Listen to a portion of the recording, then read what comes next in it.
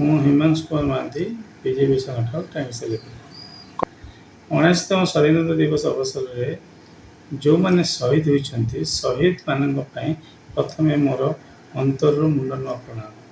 ଯେଉଁମାନେ ଆମମାନଙ୍କ ପାଇଁ ବଳିଦାନ ଦେଇଛନ୍ତି ଆମେ ତାଙ୍କର ସେବା କରିବାର ସୁଯୋଗ ପାଇନୁ, ସେମାନେ କିନ୍ତୁ ଆମ ପାଇଁ ବଳିଦାନ ଦେବାରୁ ଆମେ ତାଙ୍କ ପ୍ରତି ନିଶ୍ଚିତ ଭାବରେ ସମ୍ମାନ ରହିବା ସହିତ ସେମାନଙ୍କର ପରିବାର କେମିତି ଭଲରେ ରୁହନ୍ତୁ ଆମ ସରକାରର ଚିନ୍ତାଧାରା ଏବଂ ଆମମାନଙ୍କ ଚିନ୍ତାଧାରା।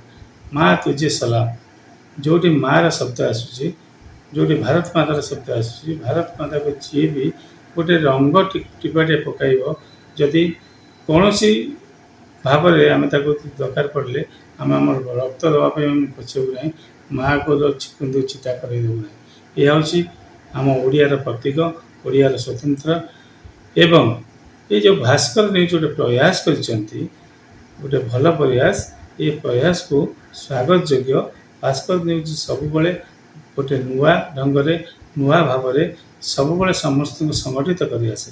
ସେଥିପାଇଁ ଭାସ୍କର ନ୍ୟୁଜ୍କୁ ଆମେ ଅନ୍ତରରୁ ଧନ୍ୟବାଦ ଦେବା ସହିତ ସମସ୍ତ ଯେତେ ନେତୃବୃନ୍ଦ ଅଛନ୍ତି ତାଙ୍କୁ ମଧ୍ୟ ଧନ୍ୟବାଦ ଦେଇ ଆମ କାର୍ଯ୍ୟକ୍ରମକୁ ଆମେ ଆଗେଇ ନେବୁ ଏବଂ ଏ ଭାସ୍କର ନ୍ୟୁଜ୍ ସବୁବେଳେ ସବୁ ସମୟରେ ସମସ୍ତଙ୍କ ପାଖରେ ପହଞ୍ଚିଥିବାରୁ ତାଙ୍କୁ ମଧ୍ୟ ଧନ୍ୟବାଦ ଦେଉଛୁ।